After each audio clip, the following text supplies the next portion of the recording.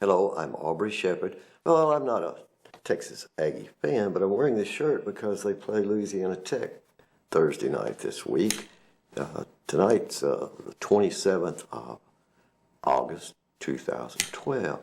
And then maybe I'll wear this shirt with an Arkansas cap in a few weeks when the Aggies have to play the Razorbacks.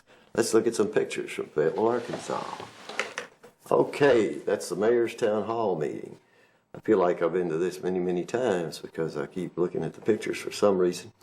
And that man is Peter Nierengarten speaking to the mic there. He's a young man who went to the University of Arkansas, has an engineering degree from here, and he worked in Portland, Oregon in a pretty high city position and is now Fayetteville's future planner and sustainability coordinator combined job, so slightly different position. Okay, you see it bent over looking up is a Ward 3 alderman. We're out in Ward 3 for that gathering. It's at the big nursing home named after the Old Wire Road. What's the road out there? Anyway, there's another one sitting beside him. That's Bobby Farrell looking over at the camera. There's Bobby, and another gentleman whose name, of course, I forgot, but he's well known around Fayetteville and very important in the last many decades of Fayetteville, it seems. This is a goldenrod. It's a pretty decent picture, I guess, but just, you know, I've never made a really spectacular one lately of a goldenrod. That's a place down on, well, just the street that goes to Walker Park from downtown area. Not college or school, but just not church, but block, I believe. That's actually block. And you can see that's a tiny lot, and they put concrete in the ground for a foundation. Now, they haven't spread the red dirt yet, and I'm hoping that this builder will not spread red dirt, but I know it's coming. And I'll show you a picture a little later of what it looked like after rain, and quite a difference there. But it's going forward very fast. Looks like they got little permit signs up there. See those white things on a stick that's saying they get to do this and they get to do that. Of course, it doesn't say they get to take down all the trees, but the problem is it's very difficult to save any trees on a lot that small when you're building there. That shows the foundation, the way they've set it up. And of course, they will red dirt on top of that. Probably most of the rest, most of the other houses built in the so-called neighborhood conservation zoning in South Fayetteville have ended up with almost no absorbent soil.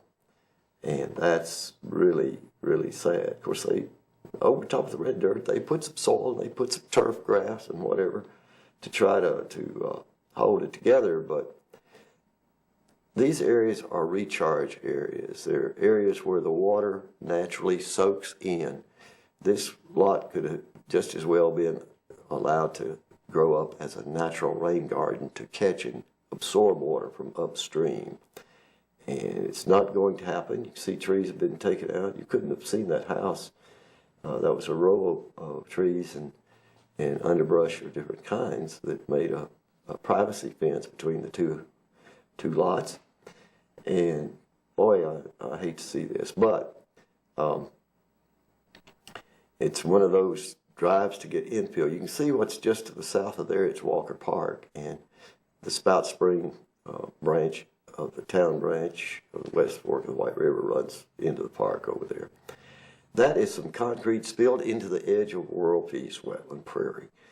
And that's the nice thing there. That concrete's not supposed to be spilled there. It was just recently done. Some work they did on the Hill Place Apartments, which are adjacent. That's the parking lot there, the Hill Place Apartments. That's the tall green milkweed. It's still season for these flowering milkweed species, Asclepias ortilla. And that was on Pinnacle Wet Prairie, Pinnacle Foods Incorporated Wet Prairie, portion that hasn't been mowed. Thank goodness. Very kind of them to protect that habitat for the wildlife. The wildlife include butterflies and bees and the ground nesting birds that use tall grass prairie. And that is Gora. I think I may later have a picture of that same one with drops of water after the rain. Okay, until next time, this Arbor Shepherd asks you to do your part to help keep the water clean, the air pure, and the woods green. And root against A&M, at least until they get past, after they lose to Arkansas and Louisiana Tech. Hello, I'm Arbor Shepherd. It's the 27th of August, 2012, and let's jump right into some pictures from Fayetteville, Arkansas. Squirrel in a tree at World Peace Wetland Prairie. I realized today when I saw that guy run up that tree this morning early that I hadn't made a picture of a squirrel lately, and I love watching the squirrels, but they don't sit still very much, so that one did a nice job of sitting still in that big pine tree at the front. Okay, that's how that wonderful flower looked after the rain. This one looks a lot better. That one looked like it picked up mud. This one, however, is Agora, and I showed it to you before, probably the same one or one in the same area. And notice the raindrops make it look pretty nice, although the flower itself, until it dries out, will be sort of droopy with extra weight on it. So anyway, that's from World Peace Wetland Prairie.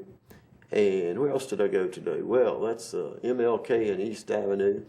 That lot, that picture of that lot is the area I've shown quite a few times on short takes and have the pictures on the internet. And it's, you can see, that's the upper part of that lot. Those, right after the rain, and it's this soft soil that's still there where they have not covered it with red dirt. That's what should remain there for gardeners and so forth. That is a very, very tiny flower that looks a lot like horse nettle, and I'll show you a picture of horse nettle. You can tell the difference in the size and recognize the similarity. And I haven't figured out which. Maybe this is also a solanum. I'm not sure. A tiny one. And there is another yard where they're going to take down a house. They're already building on the left there, and you saw the tire tracks came through there. These guys can't take any time off. Not only will that dirt be gone in favor of red dirt, that big old tree you saw in that previous shot will be gone. And this is the what it looked like after rain on one I showed you in an earlier segment. This is the ground cherry flower, and this was made today, the 27th of August, 2012. And I'll show you one of the actual ground cherries, the little fruit with a big seed. I've shown them before, I think. That's an insect such as I've shown several times. It's a shield bug. This is the butterfly that is dependent on cedar trees. And of course, this is a clear-winged moth. And that we showed you some of those the last couple of weeks also. And that's on a thistle. It's a native thistle. You can see the white back of the leaf in there.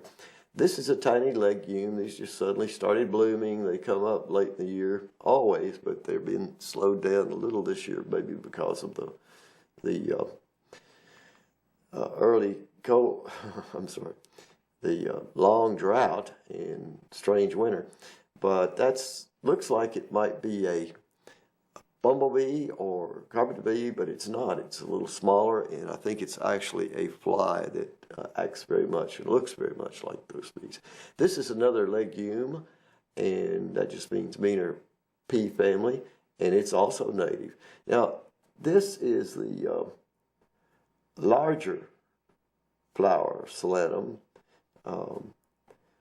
horse nettle, and that other one looks so much like it, and I just haven't been able to dig around and find a picture of what would be that particular species and call it. Okay, until next time, this Arbor Shepherd has to do your part to help keep the water clean, the air pure, the woods green, and watch out for those power company guys who are coming to trim the trees and maybe take some down on your street. See ya.